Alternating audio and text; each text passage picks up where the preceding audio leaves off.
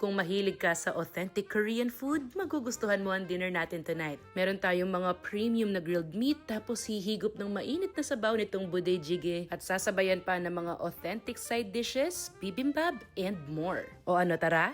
Samahan niyo muna kaming mag-dinner. This is Busan Barbecue. Ito yung address nila. Located yan sa Korean town sa Angeles City. Open daily from 9:30 a.m. to 11 p.m. Meron din silang limited parking. We went there on a Tuesday night, pero kahit na weekdays, ang daming kumakain. Anyway, meron din silang mga private na dining area at dito tayo kakain sa isa sa mga yon. Usually, sila mismo yung mag-grill ng meats for you unless i-request mo na ikaw yung magluluto. Also, pagka nag-order ka nitong premium meats for grilling, meron niyang kasama nitong soup and steamed egg. Ang pinakaunang naubos ni na mama ay etong bibimbap. Ang sarap din kasi nung sauce, tapos meron siyang beef at maraming vegetables. Eto naman yung tteokbokki nila na medyo kakaiba siya for me kasi ang dami niyang beef sa taas. Meron din siyang noodles, mandu, and egg. And then yung sauce niya ang sarap. It's a little bit sweet and spicy at the same time. Must try to. First time ko makakatry nitong tinatawag nilang yukjeon or para siyang beef pancake tapos may kasamang sauce. Sobrang okay tong isabay doon sa pamuchim or yung parang green onion salad nila. Etong omurice naman, super flavorful, packed with umami, yung sinasabi nilang kanin pa lang ulam na. And then yung kasunod naman ay tofu na merong kasamang stir-fried meat and vegetables. No wonder ang daming kumakain dito kasi yung food na sinaserve nila talagang good quality.